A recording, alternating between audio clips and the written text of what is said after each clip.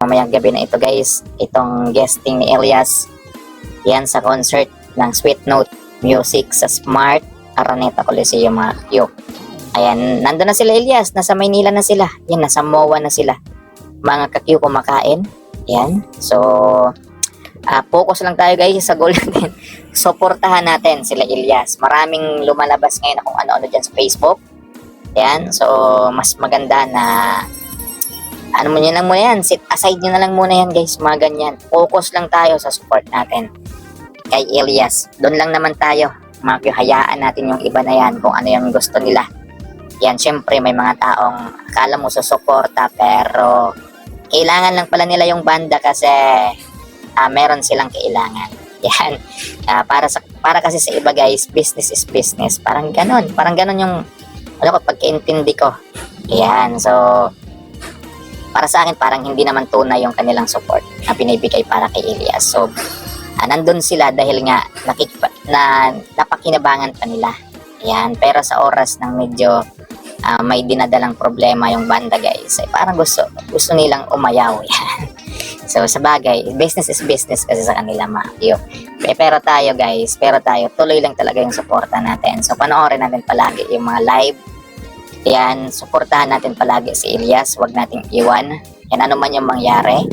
Kasi tayo, wala tayong ano dito guys, wala tayong nakukuhan kung ano-ano, basta sinusuportahan lang natin sila. Yan, hindi tayo nandito para i-produce sila, para kumita tayo, o para kung ano pa man.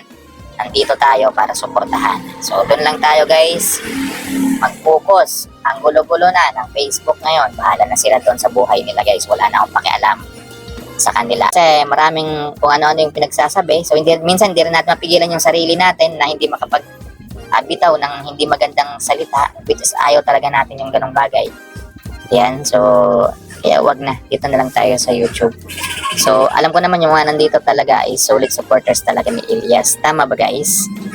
Sa palagay ko 80%, 90% na nandito ngayon sa channel na ito ay puro supporters ni Elias. Nandito sila dahil sinusuportahan nila si Elias.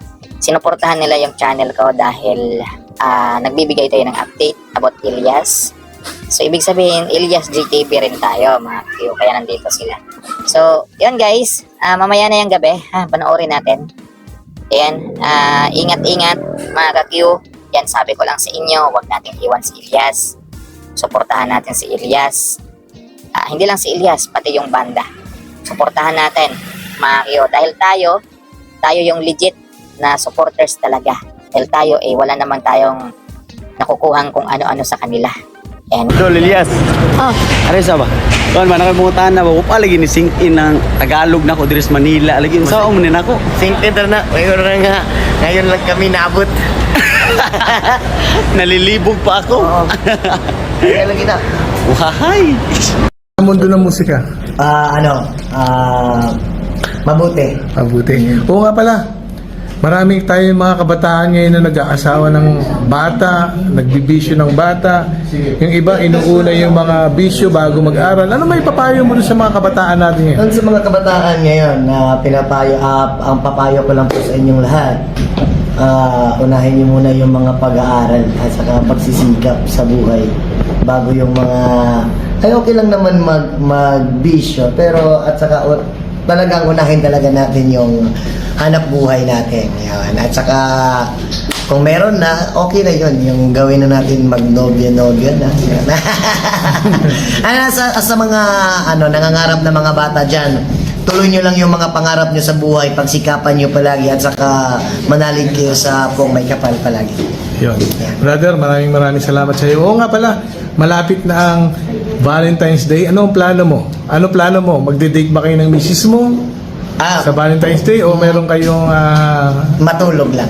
Matulog lang? So brother, pakibati mo naman ng Happy Valentine's yung ating mga kababayan. Yun, sa mga kababayan natin dito lahat sa buong mundo, Happy Valentine's Day sa inyong lahat. Araw ng mga puso at mga pagmamahalan nyo dyan. Ituloy nyo lang yan. Buhay. Ayan, brother, maraming salamat sa makabuluhang sagot mo sa akin sa katanungan. Halos marami akong tinanong, mga kilalang tao, politiko.